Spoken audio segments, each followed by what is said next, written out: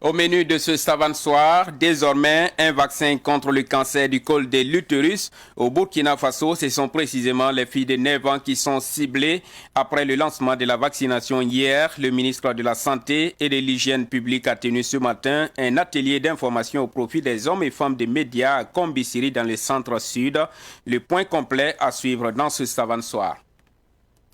Le problème des voiries se pose de façon criarde dans la plupart des quartiers périphériques de Ouagadougou. C'est tout le sens du soulagement des habitants du quartier Zongo dans l'arrondissement 3. Ils expriment la joie d'accueillir une nouvelle voie bien dégagée. Reportage à suivre dans cette édition.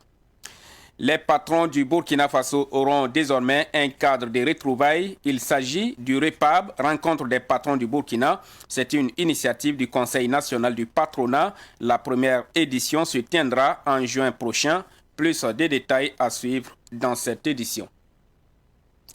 Bonsoir à tous et merci d'être avec nous pour les infos du soir. La CEDEAO accorde plus de temps au Burkina Faso et à la Guinée pour fournir les chronogrammes acceptables des transitions politiques en cours. Dans un communiqué daté d'aujourd'hui, la commission de la CEDEAO indique que le Burkina Faso a souhaité disposer d'un délai supplémentaire par rapport à l'échéance du 25 avril fixée par le dernier sommet des chefs d'État afin de poursuivre les consultations sur diverses questions. Sur la Guinée, le communiqué indique que les autorités ont présenté les évolutions récentes du processus de transition et souhaitent également avoir un peu plus de temps par rapport à l'échéance précédemment fixée au 25 avril. Pour cela, la CEDEAO a décidé d'envoyer des missions dans les deux pays les jours à venir.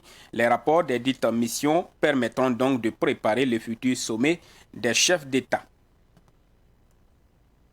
Suite de savant soir, suite aux nombreux appels à une coopération militaire entre le Burkina Faso et la Russie, l'ex-député Yaya Zoungrana a adressé une lettre ouverte aux jeunes et organisations de la société civile qui émettent ces appels. Il invite la jeunesse burkinabé à connaître l'histoire de son pays et à se poser les bonnes questions. L'homme politique appelle aussi les jeunes à se méfier des tentatives de charme, source de pièges. Résumé de sa lettre avec Ruben Wilson Koyo.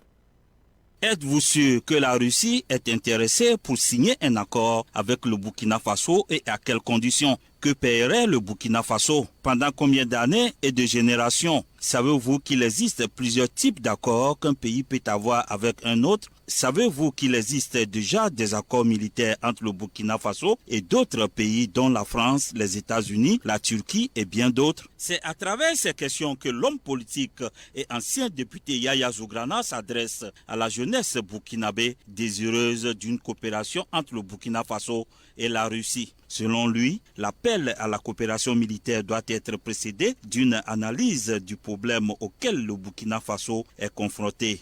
Cela conduit à fixer les attentes du Burkina Faso vis-à-vis de l'autre pays, de dégager les domaines d'intervention et d'envisager les moyens que cet autre pays va mettre à disposition pour la réalisation des attentes du Burkina. Cette démarche pourrait suivre après la réponse à l'interrogatoire de savoir si la souveraineté du Burkina Faso n'est pas mise en péril à travers un tel accord. L'homme politique Yaya Zoungrana rappelle dans sa lettre ouverte que l'ex-président Roch Marc Christian Kaboré a déjà signé un accord en 2018 avec la Russie. Il rappelle aussi une leçon d'histoire en matière de coopération empruntée des mots du premier président de la Haute-Volta, Maurice Yameugou, en ces termes. Aucune base militaire ne pourra être concédée ni à la France ni à aucune autre puissance sur le territoire de la Haute-Volta. C'était en 1961. Yaya Zoungrana invite la jeunesse burkinabé à résister à ce qu'il considère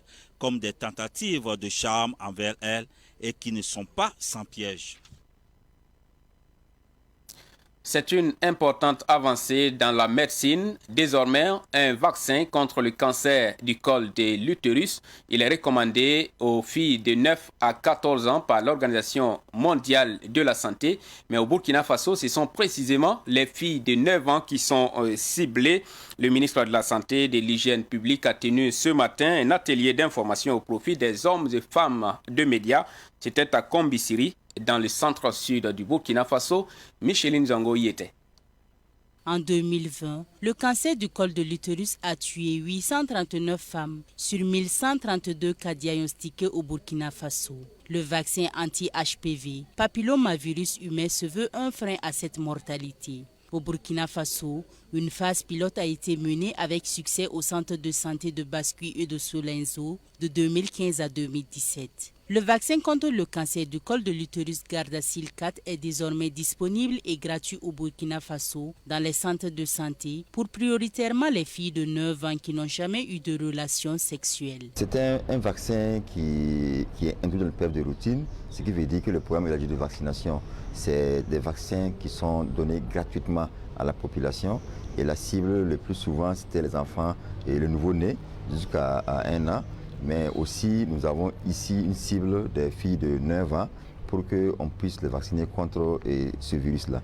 Et c'est des filles de 9 ans avec le souci qu'ils ne doivent pas... C'est des filles qui n'ont pas encore entamé une vie sexuellement active, donc pas de rapport sexuel encore. Donc ça permet de pouvoir administrer 2 doses à ces filles à l'intervalle de 6 mois afin de faire en sorte qu'ils soient immunisés contre l'infection liée au virus papilloma humain, qui ultérieurement est responsable du cancer du col de l'utérus. Les participants que sont les journalistes saluent ce cadre d'information. Ils se disent déterminés à porter l'information à la population tout en la sensibilisant. Je prends aussi l'engagement aussi de sensibiliser la population de façon générale afin que les uns et les autres, surtout les mères, puissent envoyer leurs enfants faire vacciner parce que c'est toujours mieux de vacciner son enfant pour qu'elle puisse éviter le cancer parce que lorsque vous êtes contaminé de cette maladie, on l'a dit, c'est une maladie extrêmement difficile à guérir et surtout ça devient un poids social.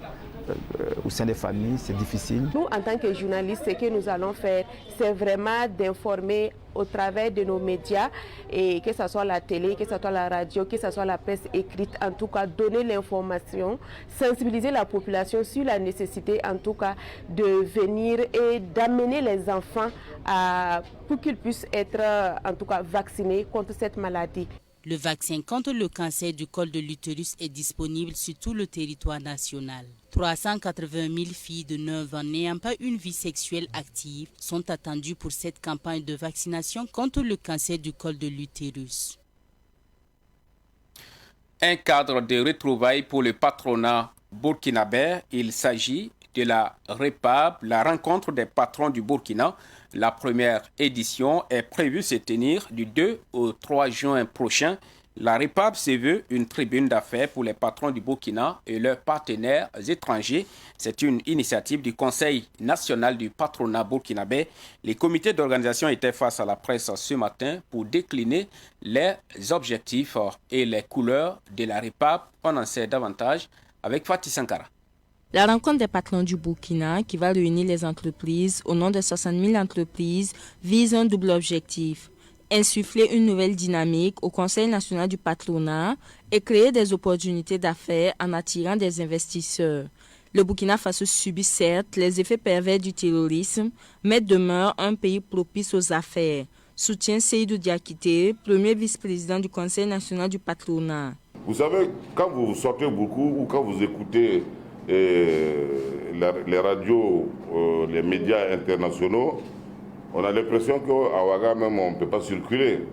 Le Burkina est peint en rouge partout. Voilà. Donc, la meilleure façon aujourd'hui de répondre à ces détracteurs, c'est de montrer qu'on peut venir au Burkina, qu'il y a des avions qui circulent tous les jours, qui viennent, qui volent et qui descendent. On n'a pas la mer, mais il y a des camions qui traversent les frontières, qui vont et qui viennent. La sécurité est là, mais il faut être résilient par rapport à cette insécurité. Nous avons besoin aujourd'hui que le grand public burkinabé, que les partenaires au développement connaissent ce que c'est que notre organisation. Voilà, qu'ils sachent que c'est le syndicat des employeurs qui travaille aujourd'hui aux côtés de l'État, des gouvernants, aux côtés des bailleurs de fonds, pour pouvoir mobiliser davantage de ressources au profit du développement économique de notre pays. Mais si vous ne communiquez pas sur qui vous êtes, qu'est-ce que vous faites, d'où vous venez, forcément, les gens ne vous connaissant pas, un climat de confiance ne peut pas s'installer. Rencontre B2B, panels et expositions sont entre autres activités au menu de la rencontre des patrons du Burkina. Cet événement majeur se tiendra du 2 au 3 juin 2022 au Centre international de conférence de Ouagadougou 2000. 2 jours durant, Ouagadougou vibrera au rythme de la rencontre des patrons burkinabés ainsi que de leurs partenaires avec au programme une séance plénière d'ouverture, des communications et présentations sur les activités du CNPB, des panels, des expositions, des rencontres d'affaires B2B, des partages d'expériences d'employeurs, une séance plénière de clôture et une soirée de gala. Les patrons des pays amis du Burkina, comme la Côte d'Ivoire, le Bénin, l'Algérie, la France, sont attendus à cette rencontre des patrons du Burkina. Les meilleurs employeurs du Burkina seront récompensés à cette occasion. Ouverture ce matin des journées scientifiques de l'Institut des sciences des sociétés. Durant 3 jours, des réflexions seront menées sur la résilience des populations burkinabées dans ces contextes sécuritaires difficiles. 3 panels et 52 communications reparties en 11 sessions sont prévues. Plus de précisions avec Pakisba Markiam Ouedraogo. 72 heures de communication scientifique, d'exposition, de panels, tel est le menu de la 5e édition des journées scientifiques de l'Institut des sciences des sociétés. Il s'agit pour nous ici, durant ces 3 jours, de présenter les résultats de nos travaux sur un des axes de recherche de nos chercheurs, donc les crises sanitaires et sécuritaires et la résilience des populations. Voilà, nous travaillons sur plusieurs thématiques, sur plusieurs préoccupations de recherche et dès que le contexte le permet, nous saisissons les actualités du moment pour y réfléchir et apporter aussi, à travers nos réflexions, une contribution à la prise de décision. Donc, durant ces 3 jours, il s'agira essentiellement de présenter les résultats des recherches qui ont été menées par les chercheurs de l'Institut, mais aussi des chercheurs des autres instituts du CNRST et des universités publiques et privées du Burkina Faso, et également des partenaires aussi, des ONG, des associations, des ministères, de l'administration publique, sur cette question qui nous tient à cœur en ce moment, les crises sanitaires liées à la Covid-19 et aux autres épidémies, la dengue et autres, et sur aussi le contexte sécuritaire que nous connaissons en ce moment. Au regard du contexte sanitaire et sécuritaire difficile, les chercheurs ont déjà fait des propositions qui ont été prises en compte par les autorités. En termes de résultats de recherche, l'Institut des sciences des sociétés est vraiment arrimé à la réalité, à l'actualité sécuritaire. Les propositions sont légion, qui sont souvent exploitées par les décideurs parce qu'on travaille en étroite collaboration, non seulement avec des institutions qui travaillent sur les questions sécuritaires en termes de politique publique, en termes donc, de prise donc, de décision et dans le cadre donc, de résilience des populations. Le rôle d'un chercheur est d'analyser, de chercher à comprendre et de faire comprendre le pourquoi des choses et non de prendre des décisions. Les décideurs, vous savez qui c'est?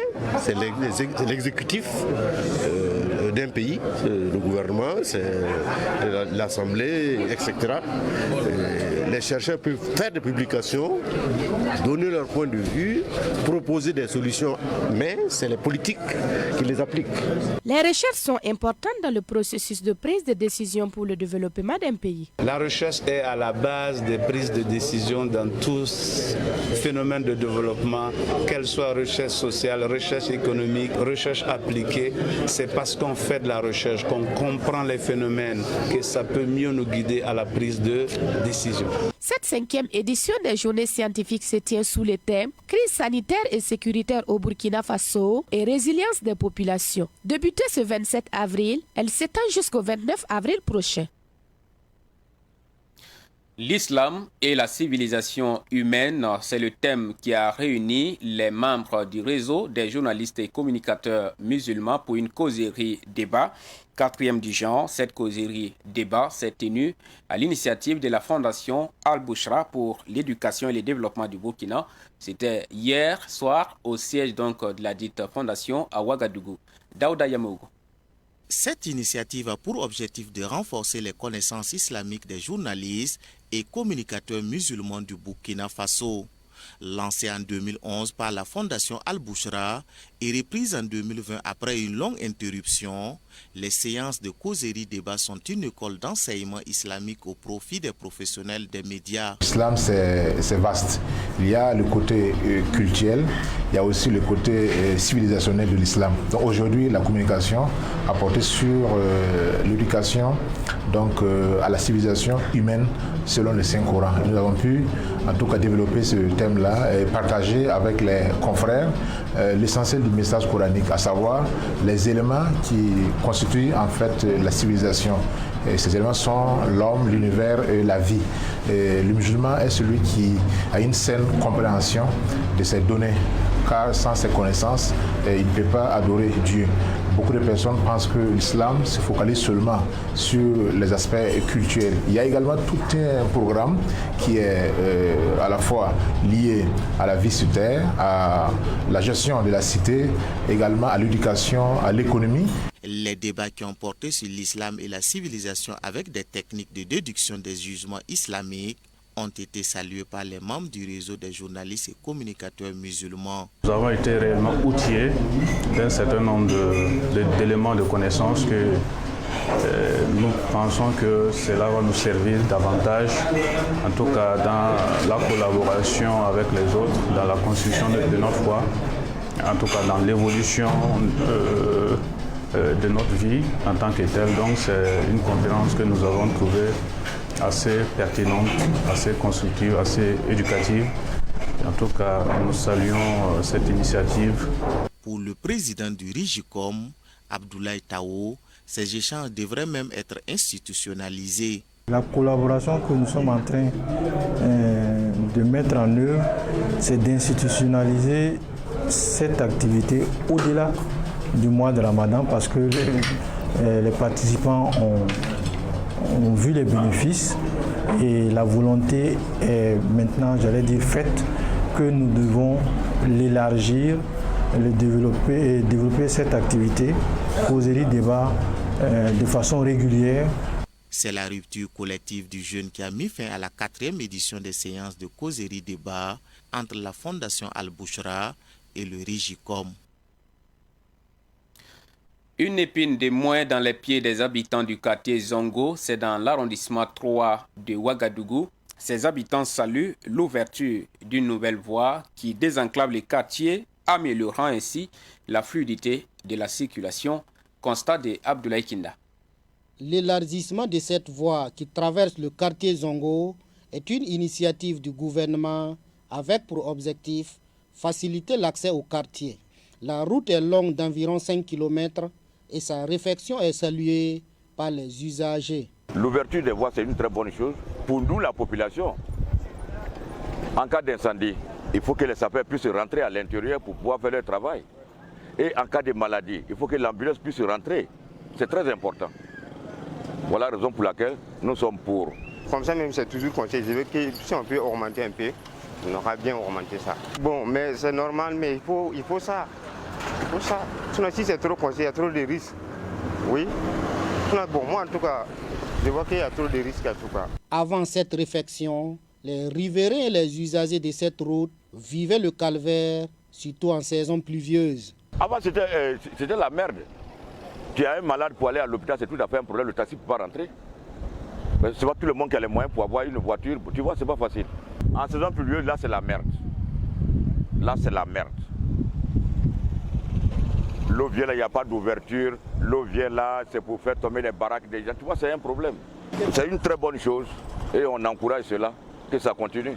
Quant aux commerçants qui ont vu leur boutique déménager, avec la construction de cette voie, Abdul Kader Toé et Rasmani Sawadgo leur demandent de tenir compte de l'intérêt général. Les commerçants, c'est nous-mêmes, c'est nos frères, c'est nos enfants, c'est nos sœurs, c'est nos frères. D'accord. Mais il faudrait que leurs intérêts, on est d'accord pour ça, mais il faudrait qu'ils tiennent compte de l'intérêt de nous tous aussi. C'est très important. Ou bien, il faut que les commerçants aussi, même ils vivent là. Ces problèmes-là les concernent aussi. Mais pas qu'ils vont considérer, ils vont regarder seulement côté finance. Côté finance, là, c'est pas ça seulement qui fait la vie. Voilà. Il peut pousser un peu, on va faire la voie et puis la vie continue. Souvent, il faut le forcer, il va s'élever et puis on va travailler.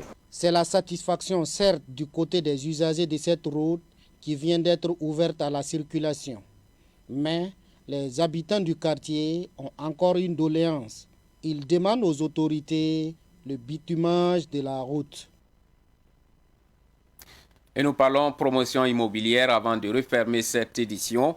Opération de charme du Centre de gestion des cités CGCI auprès des Burkinabés vivant en Côte d'Ivoire. Cette société d'État de promotion immobilière est allée proposer des offres de logements sociaux qui répondent selon elle aux besoins de la diaspora burkinabé. La rencontre s'est tenue à Abidjan en présence de notre correspondant Boukari Zongo dont voici les comptes rendus. Le samedi 23 avril 2022, une délégation du Centre de gestion des cités, CGCI, conduite par le directeur général Bourema Tombiano, a eu un entretien avec la communauté burkinabé vivant en Côte d'Ivoire au consulat du Burkina Faso à Abidjan. Et nous savons qu'ils ont rencontré beaucoup de problèmes quant à l'accès au logement.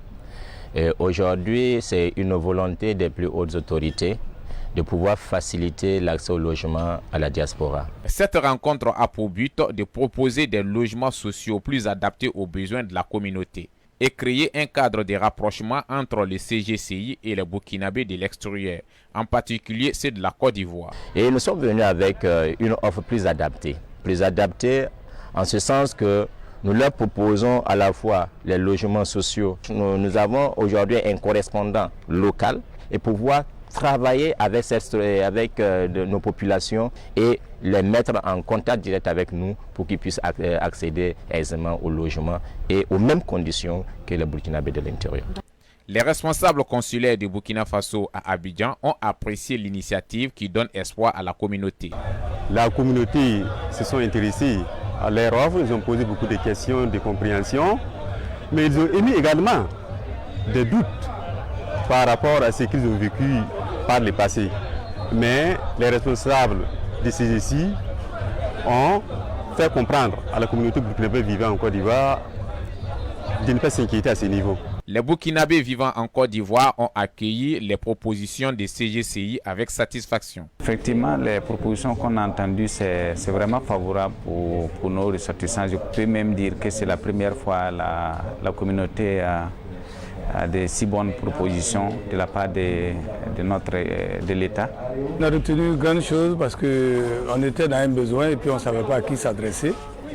Donc quand ils sont arrivés et puis nous ont invités, ils nous ont fait savoir qu'à partir d'ici, on peut être en mesure d'avoir des logements au niveau du pays. On a trouvé ça très satisfaisant.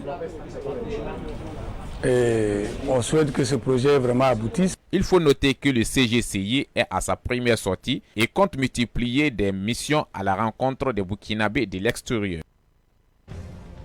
Et c'est la fin de cette édition du soir. Tout le plaisir est pour moi de vous l'avoir présenté. Merci et excellente soirée à vous qui l'avez suivi.